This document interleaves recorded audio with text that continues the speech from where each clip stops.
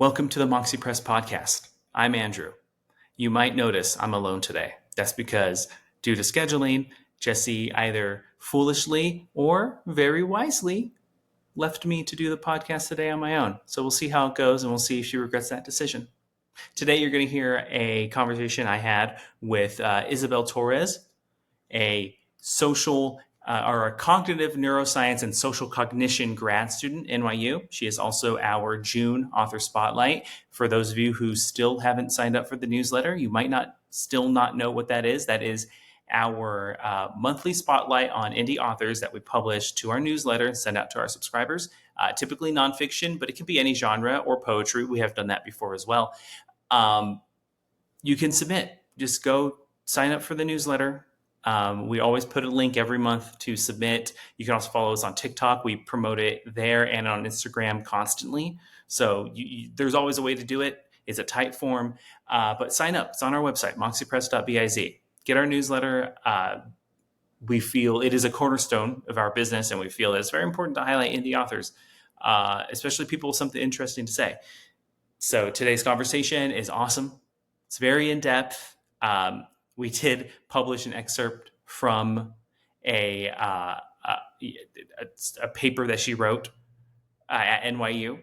And some people might be thinking like an academic paper, that might be dry. She makes it interesting. And it's a really cool paper. But she'll read the excerpt. You'll hear all about it. I'm not going to spoil anything else. Just listen to the conversation after this. One more thing. We have less than 100 copies of our book, Silly American, the physical copy, the physical book in stock on our website and on TikTok Shop. After that, we don't know if we're going to print more. This makes a great gift. It's only 230 pages. It has a beautiful cover for those of you watching on YouTube or seeing clips of this online. Look at that. We redesigned the American flag and did some really cool stuff with the fonts. We're proud to publish this work. We want people to have it. So please go to our website.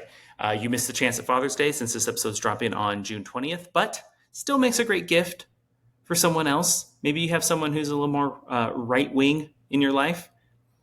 Get this for them. It has essays on things like cheerleading and reality TV and monster trucks and fried foods. There is a lot for them to latch onto, which is, in our mind, slightly genius, because once they latch onto that stuff, they're going to get to essays about police militarization, cannabis criminalization, as well as other topics they may not want to acknowledge or believe exists. At that point, they're probably going to read it, and you might educate them a little bit. They liked enough of the book. Why wouldn't they read those things? It doesn't hurt. So there we go. Also makes a great gift for yourself. That's not really a gift. That's just buying a book. But buy the book, and it's a great beach read for the summer. It's getting hot out. Too hot because the world is ending. And also a good toilet read. We're not going to be precious. Just read it however you want. It's a book. It's important that you read. So there we go. Silly American, less than 100 copies. We don't know if we're going to print more. Like we said, this is an experiment. We're new. We might go full digital. We might have more physical books. We don't know. So get this while you can. One day it'll be worth a lot because it's going to be rare. Alrighty. Now, on to my conversation with Isabel Torres. See you on the other side.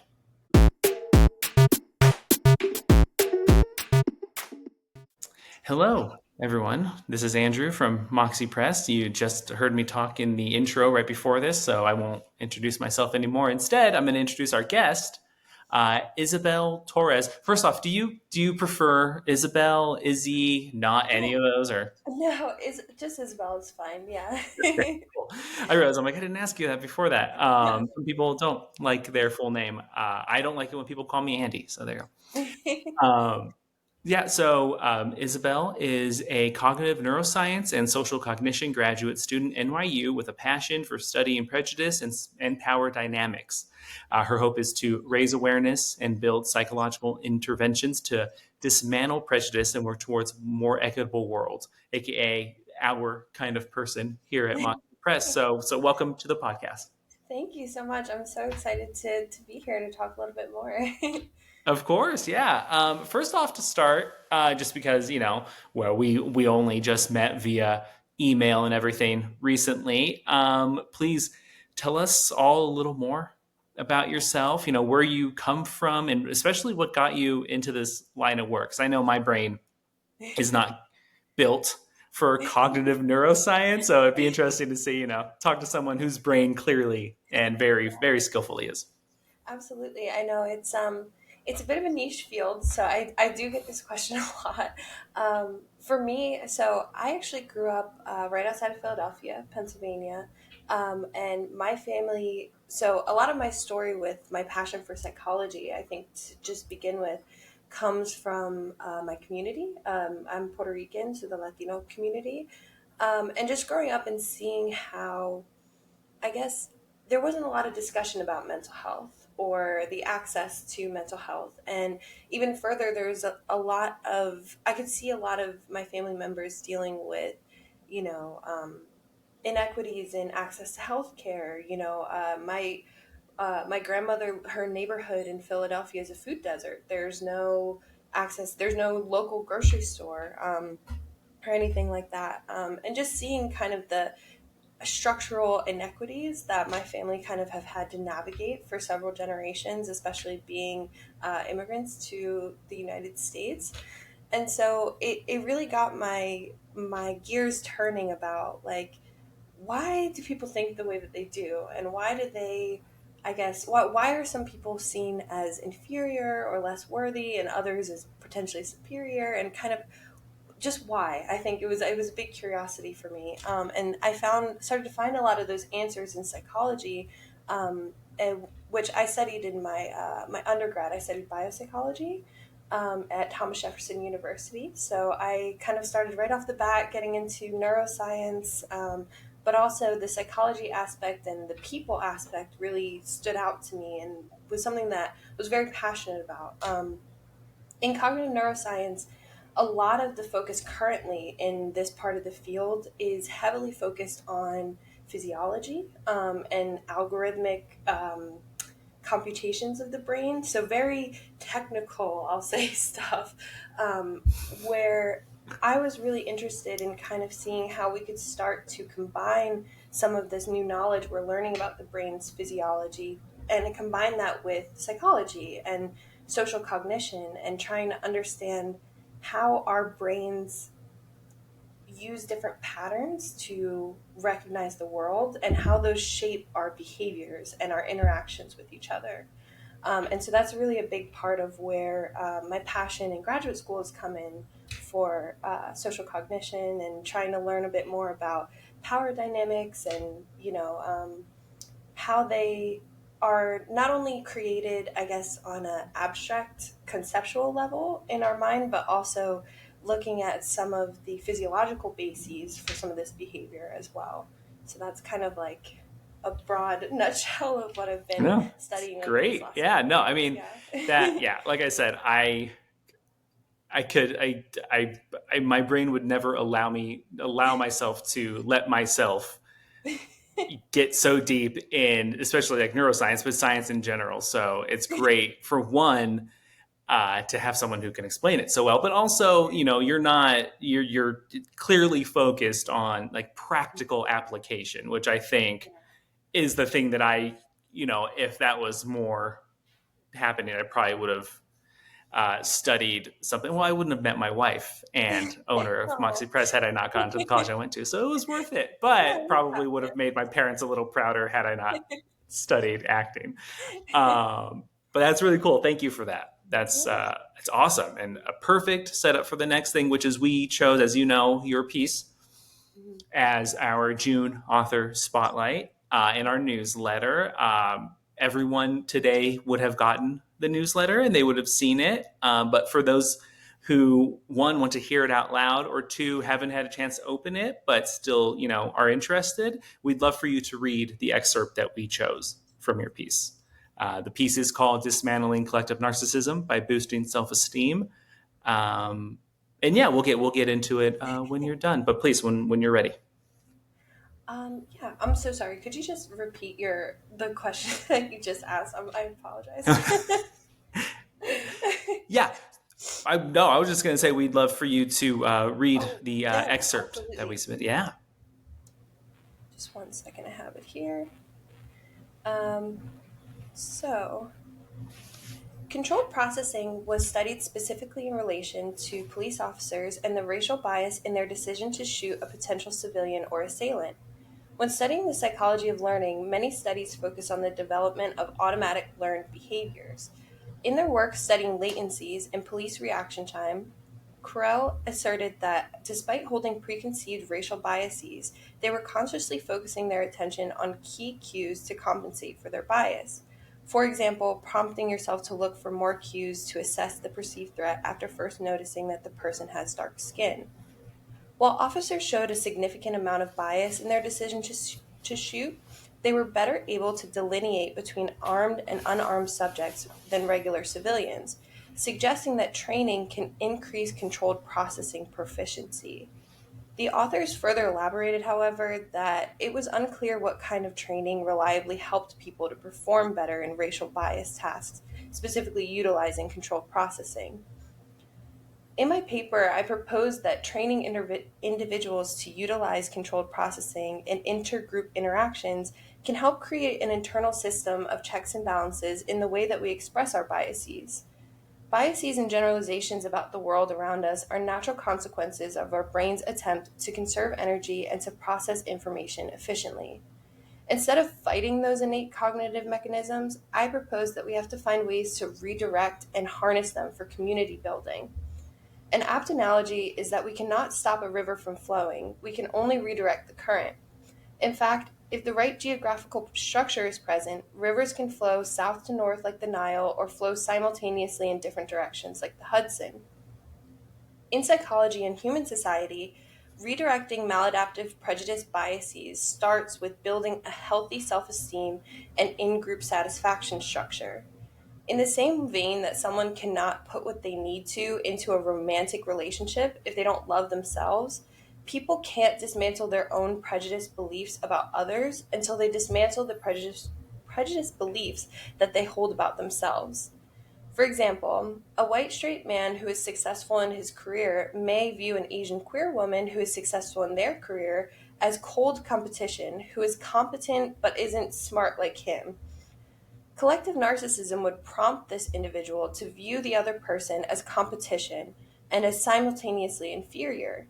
In this case, the woman is perceived as having too much agency in one area of her life, like her career, but not enough warmth or agency in others, like having a child.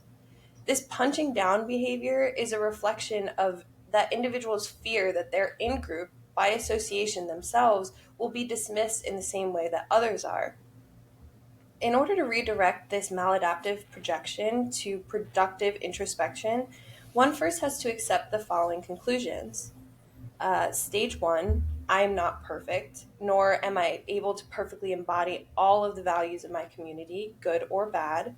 Stage two, people in my community can have experiences that I never thought possible. Stage three, the lived experience of people inside my group is not the only one of value or the only one that strives for the pursuit of happiness. Stage four, people within my group are deserving of altruism because they are people, not because of their identification with a particular group. Stage five, people outside my community can have experiences I never thought possible. People outside my community have lived experiences that are also of value and are not the only ones that strive for the pursuit of happiness. In stage seven, people outside of my group are deserving of altruism because they are people, not because of their identification with a particular group. Awesome. Thank you. Yeah, one of the big reasons that, we chose your piece, and then this section in particular, is one, if people don't get a chance to read your entire paper or whatever, I think this is a great section that, includes a call to action, like these stages of like how, yeah. The other thing that I just found that we found very interesting was one, this calls back. The pandemic made it seem like hundreds of years went by in the span of like 4 years. So when you, Seriously. you think back at like everything, you also realize like, oh my God, like post Mhm. George Floyd, there was a renewed focus on police violence against marginalized communities, specifically the Black community. Um, and so I was like, wow, it's like this is a weird way to say it, but it was in some ways kind of refreshing to see that being called back, because it almost felt like it got forgotten. Not forgotten, but just like, Just everything gets in the buried pile because, of everything that has been going on for yeah, the last couple of years. Yeah, absolutely. in a way, you can't blame people. The world is also ending. There's so Yeah. much and rising fascism, and like everything is going crazy. But yeah, and so that was something that I was like, yeah, like that one. Always, when we get a chance, renew, Yeah. interest in people looking at how police officers treat other, groups of people. Mhm. But one thing that you point out in this piece too that was interesting is that, if you remember, I'm sure everyone listening and watching remembers, one of the things is like, well, we got to train our cops better. That's all. They just got to be better trained. And one thing that kind of came out, uh, more, I mean, I guess it's always been known, but more recently with the conflict in the Near East, in Gaza, and Israel, bombarding Palestine, um, is the fact that like a lot of police training in the United States is based on methods from, Israeli forces and developed by them. So I don't even know if this is the question. It's more just like being like, I'm so happy to see that you're like, it's not just more training. There has to be a different kind of, like, we Yeah, can't, yeah, I don't want to put words in your mouth. I'm not saying that's what you're saying, but that is like, to me, oh, speaks to like this need of like, we're only thinking halfway. Like, yeah. And no, I think you're touching on a really important point, and I think that was something that I was trying to express in the paper is that we have some good foundations. I think just as a community of people who want to see equality across marginalized groups, we have a good foundation of what that may look like. But I think because the world is getting ever so more complicated and we're learning more and more about um, the nuances and the intersections of different interventions, it requires us to adapt, I think. And it just as you said, a really easy thing is just, oh well, yeah, people just need more training. We'll just have them sit down at the computer and do more of the video diversity trainings, and we'll be fine. That's cool. Um, but the reality is that if you have institutions and larger societal cultural contexts that are cueing certain types of behavior, it's much harder to dismantle those implicit biases because as soon as that person walks away from the computer, they're walking into situations that are then reconfirming all of that bias that those videos were supposed to help them start to undo, if that makes sense. Not to say that educational videos are not important and are not a great foundation to begin educating people about various issues, but it just and I think that's why I included the section about police officers specifically because police officers are in a position where their their decisions cost people their lives, and it has a very great weight to it, as you said with with George Floyd. I think of Breonna Taylor. There's so many situations. I mean, unfortunately, we could spend so much time listing all of the different situations in which um, police officers have had to make a short decision about whether or not to shoot, and there was racial bias involved. And I think we have to start considering that it's not enough to tell people what to do differently. We have to teach people to teach themselves. We need to give people tools right. so that way, in other situations that don't line up, they can make those adjustments for themselves and start to be, a little more functioning in that sense.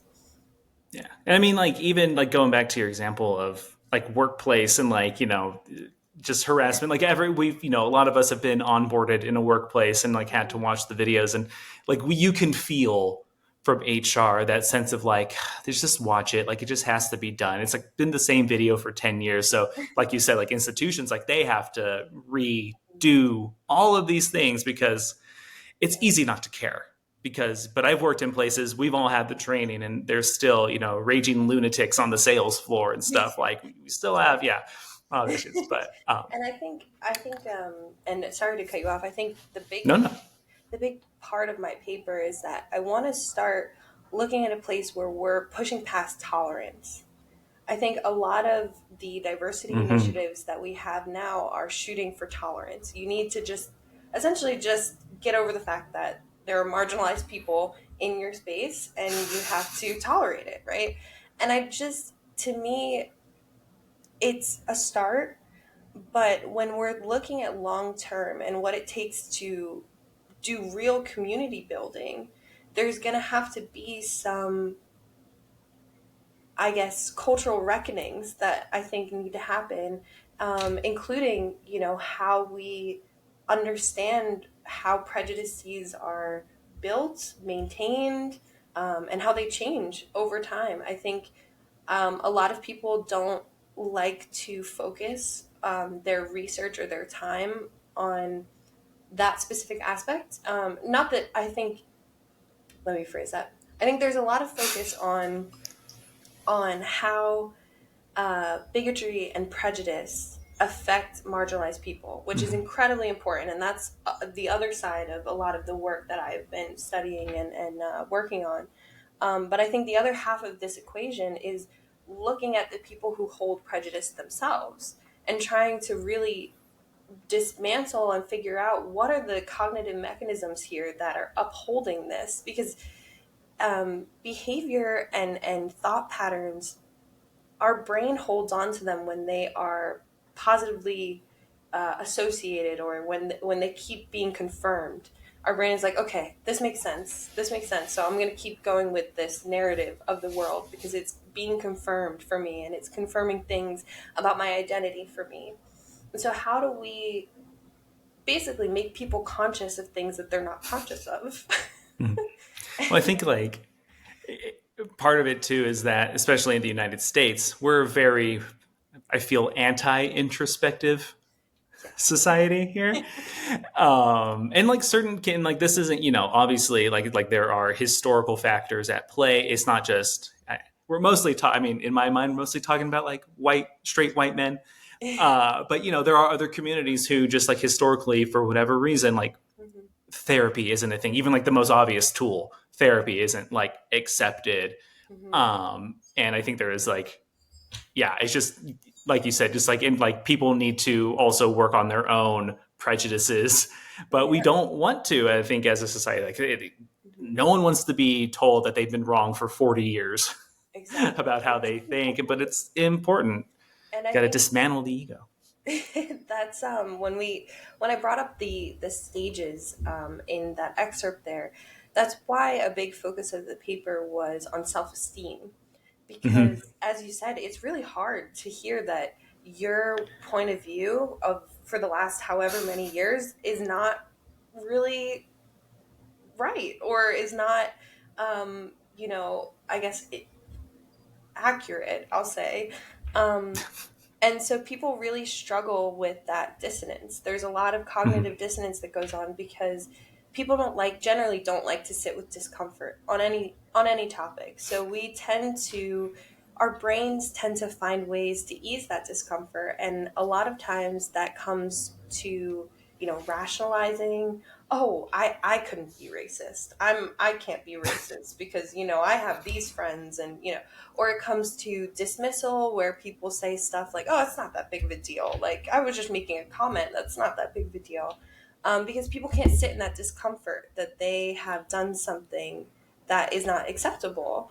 And so, a big part of being comfortable with that is you have to boost your own self esteem and boost your own self concept to be able to take those kind of blows to and take that criticism, because it's very hard if you have a very poor perception of yourself to take that criticism, because then it further degrades that image that you already have, and people just will not accept that. They just won't accept it. If they only knew what good self-esteem could get you, like I think of this somewhat joke example, but I think of this a lot. My wife makes fun of me because I'm kind of obsessed with it. But if you see Chris Pine recently walking around in like short shorts and like a big Lebowski robe, I'm like, he's so free. Imagine having that little bit of ego and to be able to be like, I'm just me now. I Yeah, think that's people, that's but fair. just to your point, like if they were to, work on the self-esteem, work on those tools that will make you feel more like sure of yourself, and you Absolutely. you end up being freer. And I think people have this weird misconception that it ends up constraining you Mm. to like do things like that. But it does bring me to No, my I love next that point, which example. is speaking of speaking of like self-esteem in like communities who clearly struggle with that. You see, I think most, if not the entire basis of, you know the MAGA movement and Donald Trump worshipers Yeah. is rooted in a complete lack of self-esteem or Mhm. self-worth in a lot of ways. I'm sure someone listening might be slightly MAGA, they might hate me for saying that, but if you really dig deep, you have to be a certain kind of person to worship that kind of thing. And I think that translates also into blue MAGA movement. To those who don't know what that means, that's basically just, in a nutshell, Democrats who will vote blue no matter who. And I think there's also a sense of that there, because it's like, no, stick up for yourself, like change things, like actually do Yeah. things. Don't just do. And I know it's complicated. Obviously, there are a lot of factors. Yeah. So I could never like get into politics as well. I like the speechifying, but just the inner I play and know like the inner the workings are frightening. intersectionality and the Yeah, nuance of all of it is yeah, it's it's so impossible to get complicated anything and done, hard. and it's, yeah, always frustrating. But I guess, like, how, like, do you, like, having written this, like, see those, like, the principles that you've laid out of like controlled processing and like the stages of redirecting maladaptive projections? If you can't tell, I'm reading because I was like, I'm not going to be able to No, that's remember those words off the top of my head. Like, how can individuals within these movements, like MAGA, like just political movements, be encouraged to move through those stages and reduce their prejudice beliefs? I know we talked a little bit about it, but like just as a real yeah. world application, I guess. Yeah, so I think as you said, it's really difficult to reach people, especially looking at MAGA Republicans or vote blue no matter who people like. It's difficult to reach those people because a lot of times they've already surrounded themselves in a complex network of cognitive Right. dissonance. So the first real step is finding a way to appeal to people on a personal level. So for example, I've had conversations with counter protesters at protests and things like that, where we find common ground when we start talking about things like class and start talking about how expensive stuff is and how difficult it is to get a loan or how difficult it is. And I think the first step is people finding, how do I explain this? Sorry, I'm trying to figure out how to articulate this because it is so complex. It's just that I think that is really the first monster, is really getting through to people to even sit down to have a conversation. I think Mhm. because of how polarized and just how vitriolic, I'll say our political scene has gotten in the United States. I think it's rare Mhm. to find anyone who's willing to kind of sit through a conversation. And but say, hypothetically, you're able to get past that. You're able to sit down with someone and start really getting into things with them.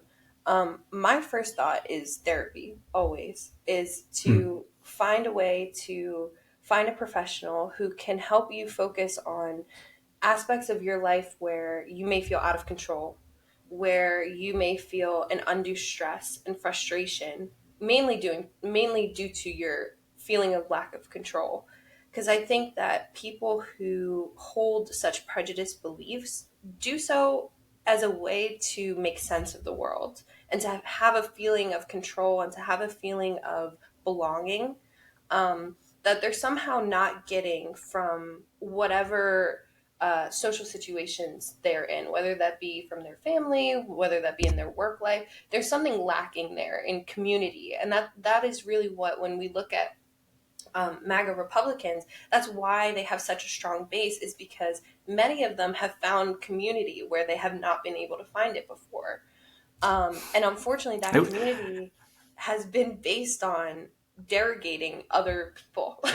And that I'll is say, I kind of the wish I could common be thing. happy for them because you Yeah. want people to find their community. Sorry. but but that's the problem, is that they found community in basically hating on other people. And Right. so it's kind of, you have to really push someone to reimagine what community means, what it means to, like, what it means to be accountable to another person, not even outside of doing or saying something that is prejudiced or bigoted, but just Mhm. having someone understand and empathize and really feel how they have accountability for the people around them and how their actions affect the people around them.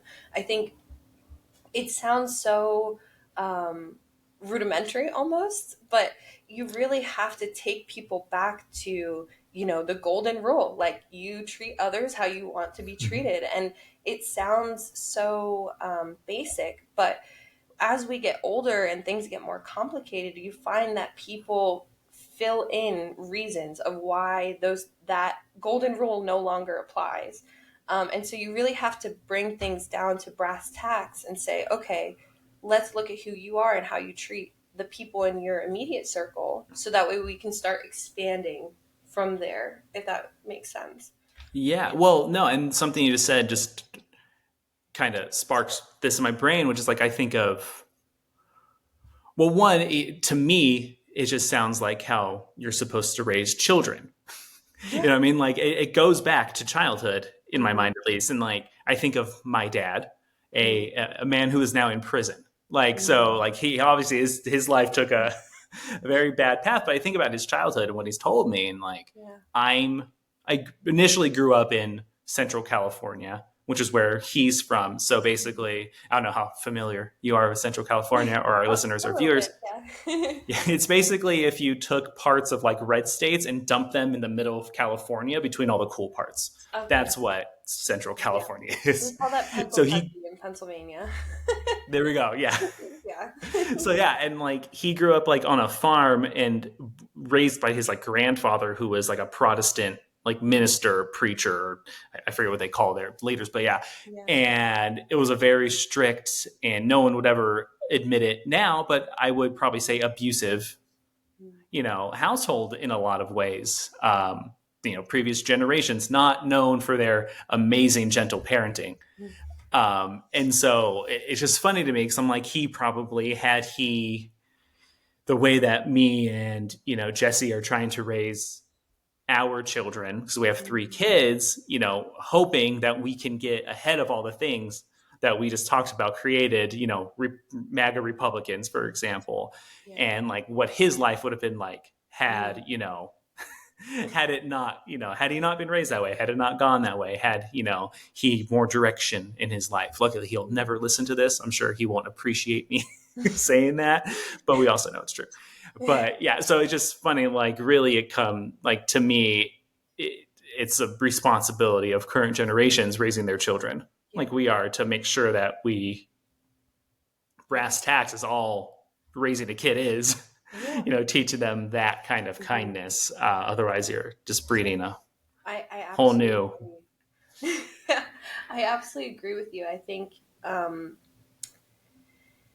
it's, well, when we go back to childhood, especially looking at, cognitive psychology, it really is such a formative, malleable time in a person's life where they are genuinely learning how the world works. And I Mhm. think some people may have misconceptions about childhood, like, oh, they'll get older, they won't really remember, X, Y, and Z. But there's a lot of research to show that kids are learning from the first day that they're born, and they are internalizing their Oh yeah. environment from the first day they're born, even just from the energy of, like, say you have two parents that fight a lot. Like a small baby will actually internalize that, and we'll see that in their behavior as they get older, that they may be reactive to certain types of sound, or um, so I think that it is so important to, as older generations who are having kids, who are having these discussions, to not shy away from having complex discussions with your children. I mean, I have a nephew who is, oh gosh, I think he just turned 8. Um, Mhm. he's the sweetest boy. But you know, we at age appropriate levels, we have conversations about the world, about, you know, things that he may have seen on TV or that came up on the little news feed on his iPad and stuff like that. Because kids have questions, and they see and observe and soak up everything around them. And if Yeah, the adults in their life are not taking the time to really give them that nuance and that understanding, it's not something that no one else is going to sit down to teach them that, basically. right. So I And agree I, with you. yeah, I think also, we're lucky. This generation's lucky. We have more tools than I think previous generations ever had. Even, Yeah. I mean, even growing up, like I was a kid in like the '90s, and Hmm. people who grew up in the '80s, like we have more tools than they did. Hmm. And so, like, like our oldest son, he's at an age, he's 4, and he's at an age where he's dealing with like anger and like Hmm. processing things. And like you said, like kids soak up. We've seen it. Like Yeah. kids soak up everything from a very, very, very, very, very young age. Hmm. And, me and Jesse have made our share of mistakes in front of the kids, and we just try and pay attention to that. But it's true. Like they will pick up on everything, and it'll come out in Hmm. some way. And so luckily there's a lot of things like, we have tools for everything now. So we're very lucky. And so hopefully we can Hmm. break that cycle. I'm sure. I'm sure. Honestly, the first step is just having an awareness that, you know, just having an awareness of Mhm. that everything you do is an example for them. I feel like is the best place to start. Um, I do think so. I did have like, so, we're talking about how the best way to prevent these things, but Hmm. in your research or even real life, anecdotally, whatever, like, Yeah. have you actually seen someone break through that? Like, has there, I have I don't know how long lasting it has been, but I have well, had I think conversations it's with people. that's a different Yeah. question too, I guess, too.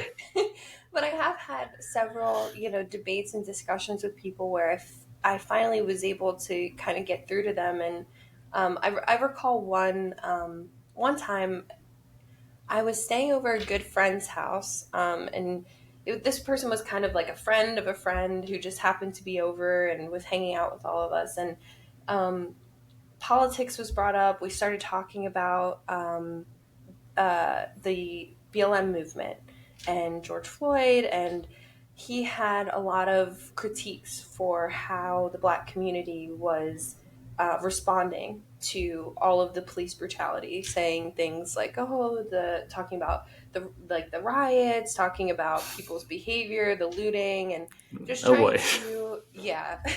So you can imagine how that conversation started. But just kind of alluding to how, you know, I understand why they're upset, but they need to behave a certain way, basically. And so we had a really long conversation. I mean, this conversation probably lasted like 3 hours. And at a certain point, he had brought up, and I don't even remember why, but he brought up, oh, you know, well, back in the day, like the Italians with the Italian mafia, they would just go in a big group and just kind of intimidate someone until they like got what they were looking for or whatever. And I don't even know what point he was trying to prove, but I just kind of sat back and I looked at him and I said, so you agree that sometimes marginalized communities have to use the threat of violence in order to be heard and in order to you know, fight their oppression or some sort of thing. And he just kind of sat back and he was like, interesting. and Nice. and No, that's great. You got him. and he after that point he was like, you know, I see a bit more where you're coming from, you know, now that I think about it. Like when I kind of look back on what, you know, my community was dealing with when we first came as immigrants, you know, there's actually a lot more similarities than I thought. And I was shocked at the end of that discussion. That was probably one of the rare times that that's happened. But it is possible, is my point. It is possible to get through to someone. I think the bigger question just becomes, as people who are a part of a marginalized community in one way or another, what is your responsibility to kind of teach people and to have these discussions and to kind of use that energy, use those, because that's 3 hours of my life I'm never going to get back. But hopefully, hopefully that was some sort of substantive change for this person. We'll never know, but hopefully that's the case. It's so hard too to like rise, like one, like good for them, for good for you, and good for them for recognizing that, even if for a moment. I think part of it is like people, they want to relate in some way. It's like even if they don't admit it, it's like no, you do want to find a way in. Everyone does, and I think we're just too, I don't know, right? Is it like scared to realize that we're sorry? I don't know, but like people want to. Yeah, but like you said, the challenge is like how do you keep going? And like on one hand, social media, TikTok, for example, has been great at, giving people a platform to, voice their opinions. I've learned a lot off of specifically TikTok and like even Instagram stuff. Like I've actually learned things, which is nice. The downside, I guess there's two. One is like there's so much. Like, how do you rise above all the noise, especially when the things that go viral? It's just like some dude falling down a hill or something. I don't know. Like it's always the dumbest crap. And then two, it's also, I mean, we going back to the MAGA thing and just going back to not going back to, but touching on like elections and whatnot. A lot of misinformation. I'm still, I think, 2016 scarred me in a lot of ways. My birthday is November 9th. Oh wow. And we thought we'd be having a fun birthday. And so that was, yeah, we still talk about it. And like, I don't know, we went to, I think I would have gone to sleep at like 5 o'clock. yeah, it was rough. That day was really weird. Yeah. And like, but we, misinformation is ever like, how do you rise above it? And obviously that's not really a question for neither of us can probably solve it in this moment. But that is just like the other side of it. It's like, how do you even, how do the most helpful, important voices make themselves heard? Yeah. Short of having money to promote themselves, I guess. Right. Exactly. I agree. And I think a big part of this issue is that, and this is something that I touched on in the paper as well, is that when we talk about social cognition, specifically, we're looking at environmental cues and how those environmental cues kind of encourage people to pull up something. Well, let me go back. So, something we talk about a lot in cognitive psychology is something called a heuristic. And a heuristic is basically a really fancy word for your brain's shortcut. So our brains use up so much of our energy. They use up most of our metabolic energy. So when we eat during the day, like most of your energy is going straight towards your brain. And it's because we're constantly processing things. We're constantly trying to categorize things and trying to create a really efficient filing cabinet, essentially. So that way we can just pull stuff up when there's a social cue. We could be, okay, see, all right, pull this up, take it out, and use it accordingly. And that becomes really fraught with issues when you start looking at the larger cultural context in which we live that really promotes competition. It promotes individualism. It promotes consumerism.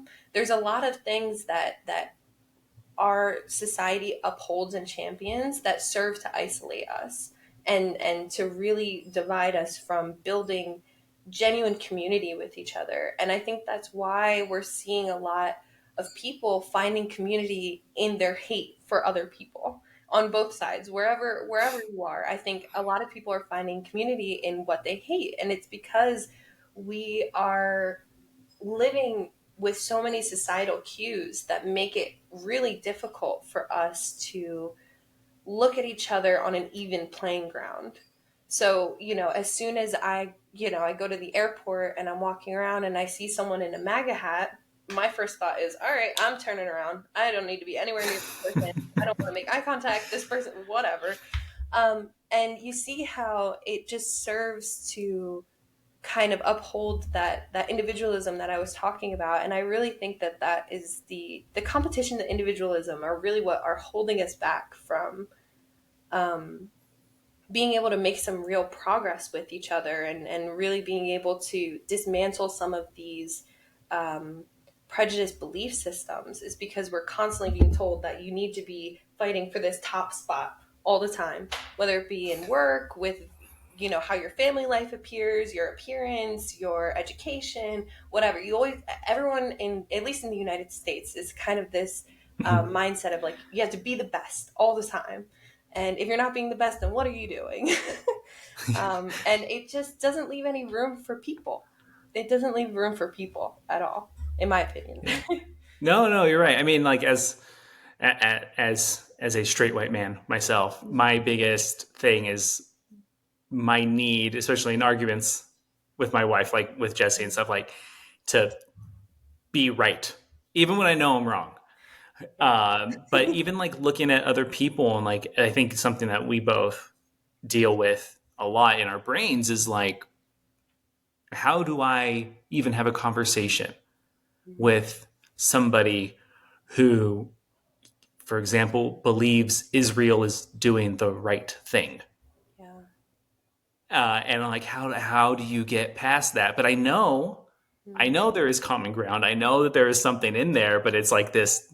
It's a pretty. I mean, it's a pretty steep. It's a big gate to get through. Yeah, it That it's a is. huge hurdle. But like, we do struggle with that. But even like on like topics, like you said, like I talk to my dad a lot. He calls me when he can, and I know that he is. I don't know if he's like MAGA Republican anymore. His mom is. He did. It's a whole thing. But like he reconnected with his mom late in life, and she's like a Trump worshiper, and we still talk to her, and it's hard because I know, like in the back of my mind, I'm like, know what they believe, but at the same time, I'm like, my kids are always happy to see her whenever we've been able to video call her. Yeah. My dad always has something, some kind of little dad nugget that he throws in there. Then I'm like, okay, I'm happy we talked. Fine. Yeah. Like, there's always a little something, but I think it's for a lot of people, it's work. So like you said, your gut reaction is to turn around when you see someone in a MAGA hat. Just it's Exactly. almost muscle memory or involuntary at this Hmm. point for all of us. So, but Exactly. And I think it makes it, and I think you bring up such a great point, and I think this is something, what you shared is probably something a lot of people can relate to. Even I can relate to. I'm Latino, but my family was, or is, I should say, very religious. I grew up Catholic, and I myself don't necessarily identify with being Catholic anymore, but mhm. it's something that I was grown up in, and I grew up in a very, going to Spanish church, like going to Latin masses, like the real old Oh, school kind of, you know. So, I got um, tired just thinking about that. yeah, like 4 hour Easter mass, kind of, yeah. um, so it's difficult because you know I have people in my family who I love and who I adore who we don't see eye to eye. Like, for example, some of them are can say very homophobic things, and Mhm. that's something that I vehemently disagree with. And I think for me, the way that I have found success in kind of addressing those issues with the people in my life is kind of been like, well, if you have the love and respect for me that you do, then you'll at least consider hearing out my point of view. You don't have to agree. You don't have to immediately jump on my side and say, change all of your point of views, but if you love and respect me the way that you say that you do, you'll at least be open to hearing what I have to say. And I Mhm. think that that can be very disarming for people because they're so used to the confrontation of like, why won't you listen? You don't get it. You're, whatever. But what it really comes down to is like, we humans are social beings. We need each other. No matter Mhm. what the context is we need people. And I think that's something a lot of people saw in quarantine when many people were stuck at home. Like, it's there's a certain level of community and society that we all kind of need to function on a normal basis. But when looking at all the nuances of how to do that, I think the best place to start is just from your heart and from your authenticity, and just coming to people who you care and love about and saying, like, look, this is how I feel, this is what I think, this is the information that I have, and to be persistent in that, you know?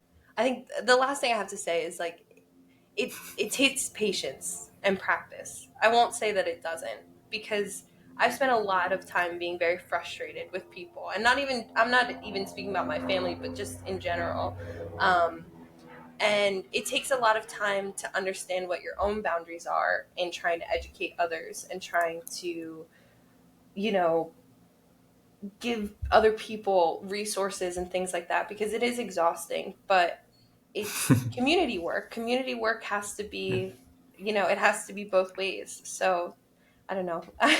That's me. I'm like, I'll be here to start it. If that's what we need, I'll start the Yeah, whisper no, down the lane. I gotcha. No, I grew up in a very Catholic. My family's Azorian Portuguese, Okay. so they're like village island people Portuguese who came over to California. But it's the same thing. Like Yeah. cousins. Like I once had an aunt and a cousin use the N word as a joke in front of Yeah. everybody. But also, like I have three cousins. One of them's like middle Mm. Republican. One of them is that. And then one of them is like the gentlest. Like he's a gay man. He came out Mm. recently to his dad, and we thought it was going to be bad. But Yeah. luckily, his father, my uncle, is old enough now. He's like, what am I going to do? So he got lucky. It wasn't, Yeah. sooner. But no, but I get you. It's hard. It is a lot of work, and I should reach Mhm. out to them more probably and do that work. Probably send them a couple of books myself. But I think, I mean, we're about at the end of our time. Yeah. Thank you Um, so much for coming on. Is there anything you want to, I don't know if promote's the right word, but talk about socials, like where can people find you? What yeah. do you want to tell the masses? Right now, probably the easiest place to find me is on Instagram.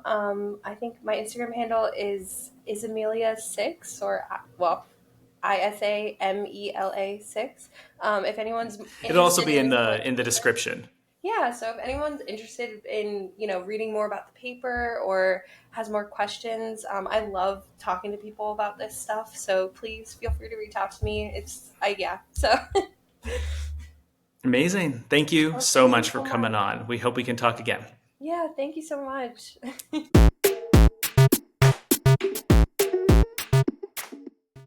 There we go. That was it. Hope you enjoyed that conversation. I did. We are Moxie Press. We are in most of the socials. I almost said all the socials. That is not true at all. We are very active on TikTok. We're trying to be active on Instagram. We should be more active on Threads. Not that anyone uses it, but we'll be damned if we use Twitter. I know it's called X. I'm not going to call it X. I've said this before on the podcast. If Elon Musk is going to dead name his neglected child, we're going to dead name his failing platform. So we're not going to do Twitter. We're also not going to buy a Cybertruck. And no, it's not just because we can't afford one. It's because they're ugly and they, like I once read, look like a car that is still rendering. Please subscribe to this podcast if you haven't already. Sign up for our newsletter. We can't stress that enough. May or June author spotlight. You just heard it. July is coming up. Submissions are open. And we're just going to keep doing it. So even if you miss July, submit for August. Authors, get out there. We want to spotlight you. It doesn't necessarily have to be nonfiction. It can be fiction. It can be poetry. It just has to be. And we hope you share our values as leftists and progressives. And we hope that what you publish at least echoes that. But at the end of the day, great writing is great writing. We want to spotlight people who deserve to be spotlit because they're not being spotlit many other places. So please go sign up for the newsletter at moxiepress.biz. If you want to go directly to it, it's technically newsletter.moxiepress.biz. So go check that out. What else? Nothing else. Follow us on social. Subscribe to this podcast. Subscribe to our newsletter. We hope you enjoy the conversation. Until next time, lead with Moxie.